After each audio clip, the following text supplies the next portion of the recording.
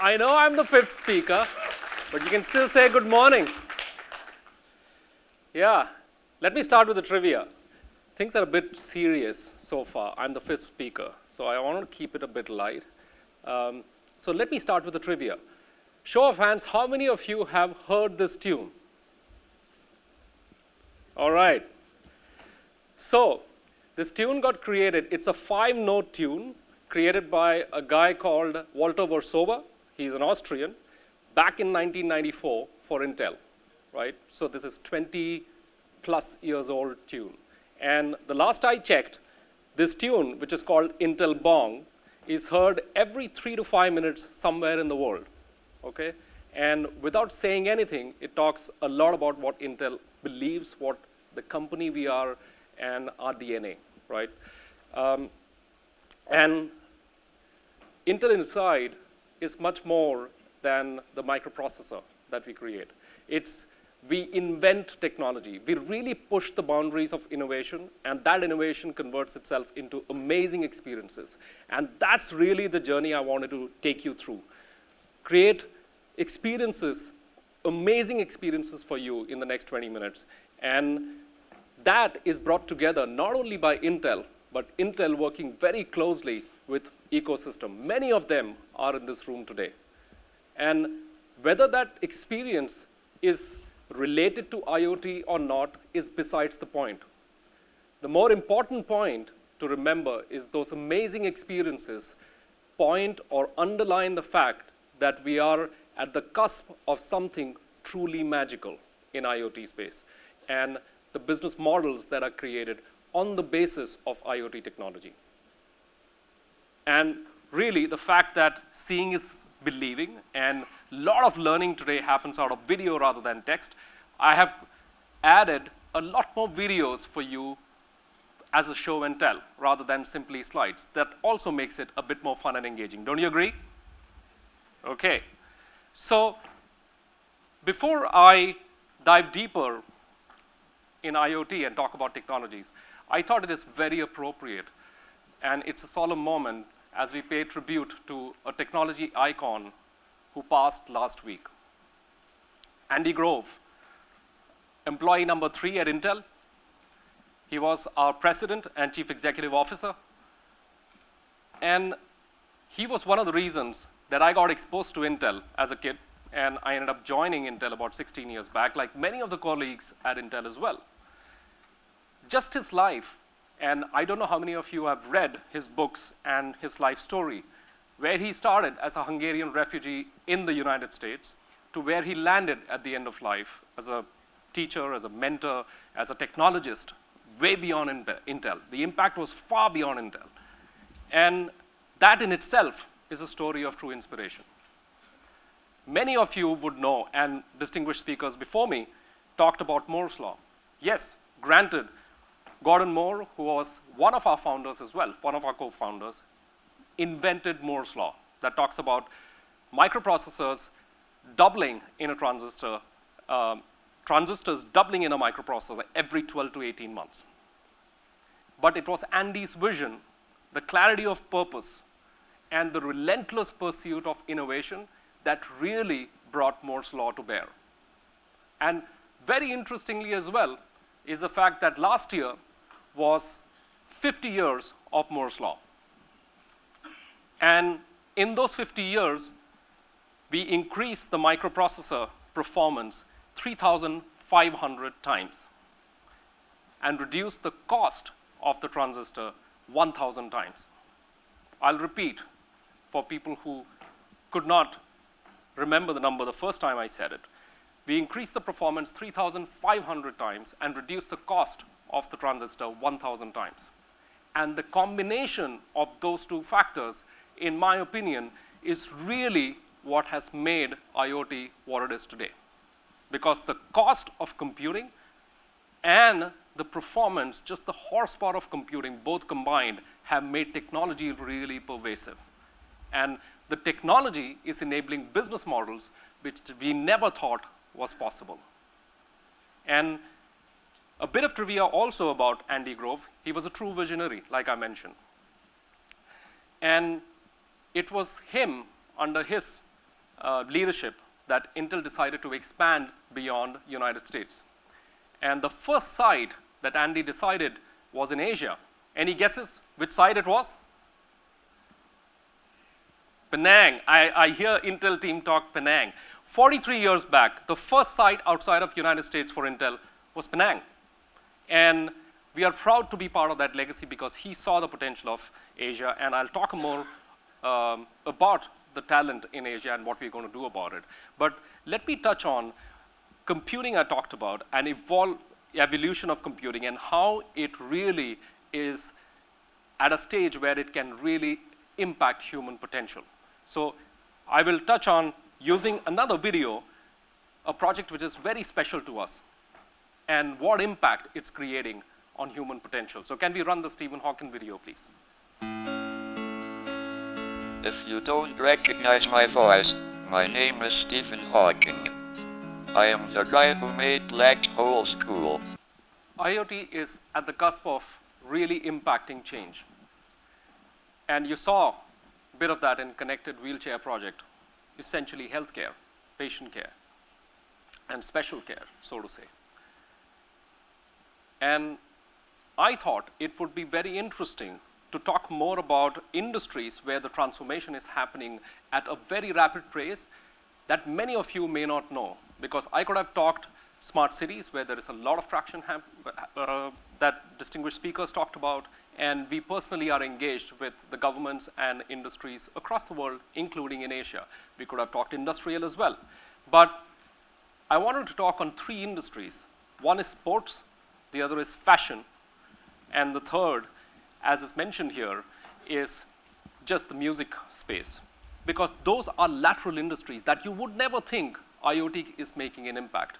And the more important reason why I chose those industries, besides the fact that I'm a music and a sports guy, is the fact that those industries, IoT is truly transforming the consumer experiences within that. It is not only about technology, it's about how consumer experiences are getting transformed. So let me start with music first. And for that, I have a question to ask you. How many of you watched Grammy Awards this time? All right, I see one show of hand. So if you didn't watch, maybe you heard about Lady Gaga performing there. Did you? I need some dialogue here. Okay, you heard. And before I talk about what she did, let me run the video and come back and talk more about it. Can we run the Lady Gaga video, please? I'm grounded in reality, but it's my dreams that propel me to the future. I'm always searching for new ways to create. I would recommend that you go back, for folks who have not seen that performance of Gaga at Grammys, definitely go look at it. Because there was a lot of Intel technology used in it, which wouldn't be apparent for people who just watched the video. But let me explain what we did with her and her team. The whole experience had multiple components in it, from IoT and the consumer experiences it drives for the viewers. There was a digital skin, which was real-time rendering of makeup as she performed. And she did a David Bowie tribute, right? She paid a tribute to him in the session. Second, what would be apparent for people who see the performance, and it was shown in the video as well, is the 3-legged piano, which was based on Intel Atom processor-based technology. It was robotics at its true test because it was live performance.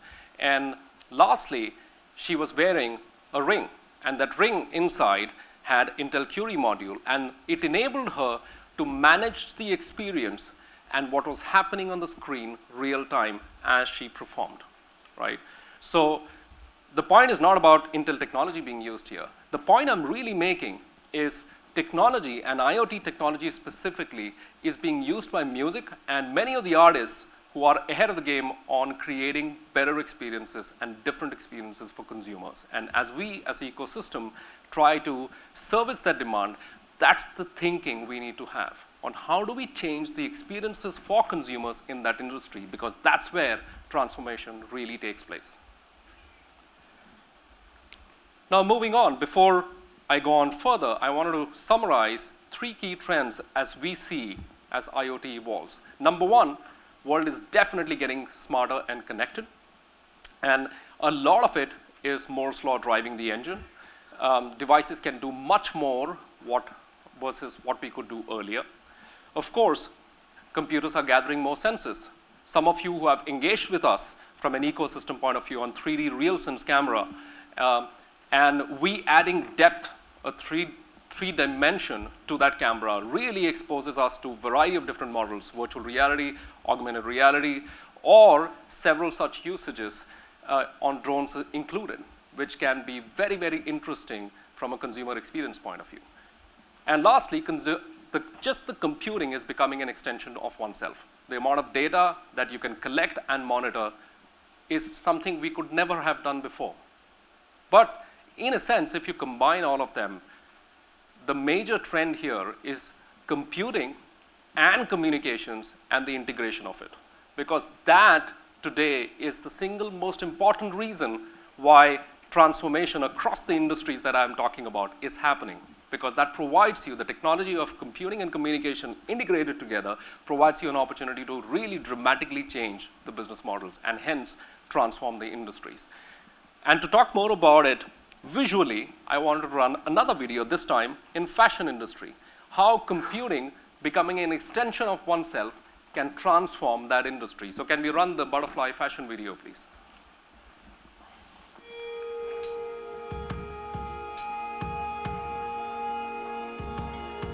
Ezra is a dreamer. Tuba is a very, very, very disciplined person. We love working together. We talked about integration of computing and communication and the transformative effect that it has in the industry, right? Some of the segments we have touched on so far clearly underlines that fact.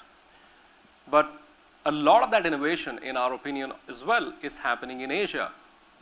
And we, on the Intel side, are investing significantly in nurturing and growing that talent. Our talent footprint exists all over Asia. So we have teams of engineers in Singapore, in Penang, in India, Taiwan, Japan, and Korea. And these teams of engineers are driving new products, new technologies, new innovations within the company for sure, but they are also working with industry ecosystem. They are working very closely with the governments, working very closely with our business partners to not only conceptualize the business models around IoT and IoT technologies where they are involved, but to convert many of them to reality through proof of concept, through testing, through support, through standardization, so on and so forth. So it's a very close collaboration, and a couple of good examples come to mind. One, of course, is Singapore Smart Nation, where Honorable Minister talked about the vision of converting Singapore to a smart nation by using IoT technologies and connecting citizens to digital services. We, along with our ecosystem, are playing a critical role in making that vision a reality. Another example in the region is India. With the advent of Digital India, interesting set of projects, including UID project, Unique Identity project has come along. And again, there as well, Intel, along with the ecosystem, are bringing those projects forward in terms of actual business impact. Two great examples of Intel not only working on its own, but working along with the ecosystem, because that's critical for success in IoT. And when I'm talking about ecosystem, I wanted to set a context. The first phase of internet was internet of human beings, connected human beings. And the Internet of Things, just by the very definition, is connected network of things. And in our opinion, as many of the distinguished speakers before me talked about, those things would be in order of magnitude higher, larger in number that we have ever seen before. And hence, the ecosystem needed to go drive the full potential of IoT also needs to be really diverse, really large or small companies, doesn't matter, different kinds of companies, doesn't matter, but the scale should be enormous. And two things come to mind when we look at ecosystem. One is just the diversity, right? You need to have different kind of players succeeding or furthering the cause of IoT. And the second most important thing is interoperability. And I put security as a part of interoperability as well, so that people or devices can talk to each other. And why it is important is the fact that if you look at solutions, and the devices underneath that don't speak to each other, then it's very difficult to build solutions. And that's why industry and Intel together are working very closely to get to those standards. Intel is part of horizontal and vertical collaboration across businesses, across ecosystems, and we are also leading charter around making it as open standards-based platform as possible, because that's who we are. That's who we are as a company in terms of DNA. We have always believed in fundamentally making it open standards, lowest cost platforms. And here is a great example. There is a lot of consortiums mentioned here. I wanted to touch on one thing, which is Open Connectivity Foundation. In February of this year, we spearheaded this effort along with ecosystem leaders. And the objective was to create an IoT protocol which is secure, scalable, robust, open standards based, and in the end, interoperable as well. Because developers and system integrators like yourself in the room could then focus on building a solution based on a business model. You don't have to care whether one device is going to speak to another. Yes, this is a multi-year effort, and it cannot be changed in a single day. But effort is being made by Intel, leading many of these consortiums to make it possible to be 100% interoperable across devices, across makers, across platforms. And if you look at ecosystem today, there is another very interesting play happening which I wanted to reinforce here, because internet has leveled the playing field on innovation. Anybody, small or big town, are exposed to as much technology and information and knowledge as you can potentially see in a big town. And just that fact throws up very interesting set of possibilities, especially for the younger generation. And let me give you a context of Southeast Asia, because we are based in this region, to drive home that point. Southeast Asia is 600 million plus population. Very young, very, very young demographic. One of the youngest demographics in the world. And on the other side, if you look at Southeast Asia region, there is a lot of infrastructure build out happening. Smart cities, digital surveillance because of security reasons, fleet management, traffic management, so on and so forth. We also believe that at infrastructure level, IoT technologies are going to play a vital role in making that infrastructure build out possible. But we also believe one more thing, that youth and makers are going to play a vital role as well in making those technology-based solutions happen in the infrastructure build-out. And why do you think it is possible that way? Simply because if you look at millennials and younger generation, many of you are in the room as well, I would argue, they are the fastest adopters of technology. They are adopters of disruptive technologies as well. But ecosystem, Intel, along with rest of us, how could we really inspire that younger generation not only to become consumers of technology, but to really creators of technology? And that's why creating at least the momentum behind the young generation become makers, innovators, creating new products, solutions, and technologies that really changes the world, IoT or otherwise, is going to be vital for success. And just think about the opportunity if the younger generation across Southeast Asia can be motivated not only to consume, but to create new technology, create new products. And rather than just talk through it, let me give you a Singapore example. Last year, like I mentioned, was 50 years of Moore's Law and 50 years of Singapore as well. So we worked very closely with the Singapore government, and thank you very much for the collaboration with the government and the government agencies, because there were multiple agencies involved, Ministry of Education, A-STAR, Spring, as well as several others who contributed, including IDA, who contributed towards the success of Invent 50, which is what the program was called. And the objective was to bring the students together and just expose them to Intel technology, expose them also to industry experts and mentors, and create an environment where they could come out with business models and ideas that would be interesting. There was a long process of evaluation. We shortlisted a bunch of projects, and there was one day where we evaluated it as a panel. I was privileged to be part of that panel judging the final set of projects. And believe me, I was simply blown away by the creativity, passion, just the desire amongst all the students who presented the final set of projects. Rather than talk more about it, let me show you a video and come back and give you more perspective. Can we run the Invent 50 video, please?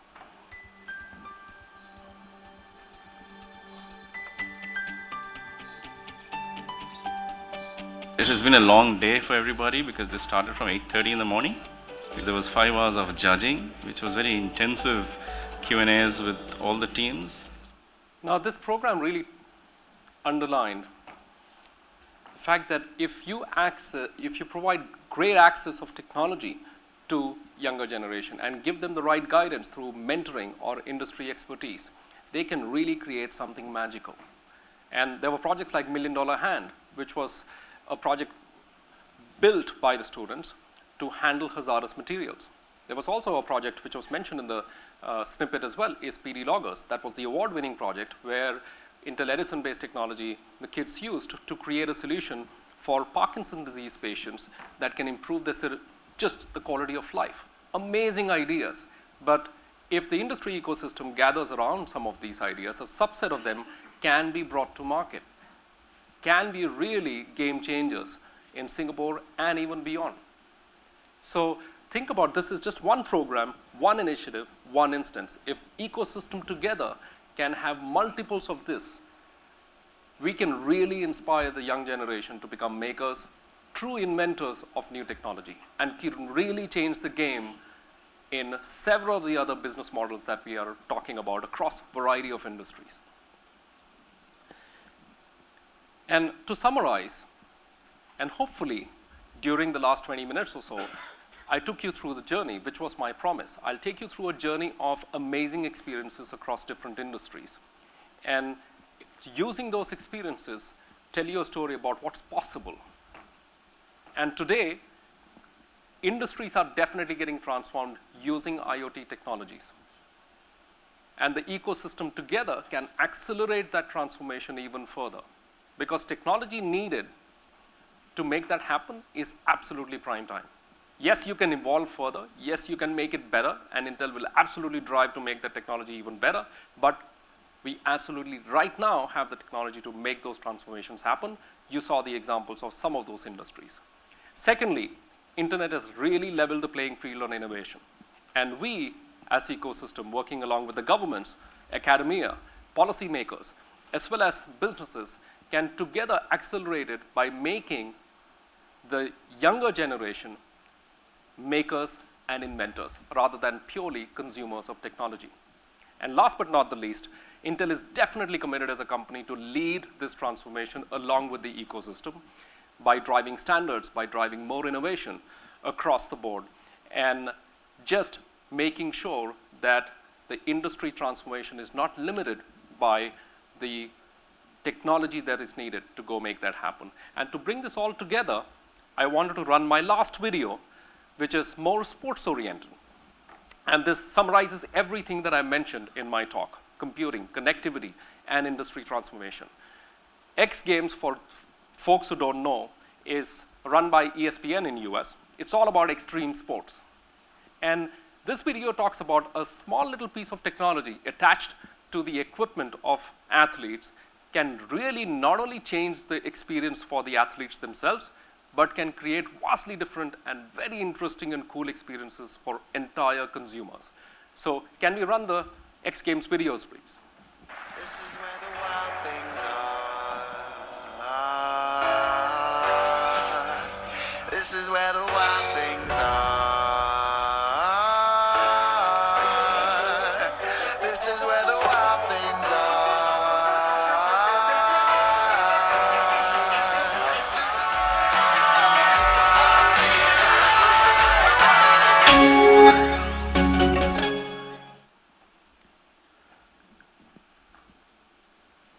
So thank you, and I hope I kindle your imagination on what's possible, right? That was my intent. And I'm really excited, me and my team over here, for the next 2 days to engage with you, to find out, as we as ecosystem together, how could we dramatically transform the experiences across industries, and more importantly, by that, transform people's lives. And in our booths, as well as in our partner booths, Accenture, Silverline, Third Wave Power, Connected Health, all of these solutions, you will see everything that I talked about, the power of the ecosystem and our ability together to transform the lives. Thank you again.